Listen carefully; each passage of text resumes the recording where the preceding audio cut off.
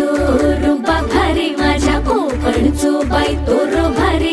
दिसते भारी गणपतीची स्वारी अन आला धादिस मामाच्या घरी मालवण चिपळूण सावंतवाडी माझ्या कोकण गावांचो दिमाग भारी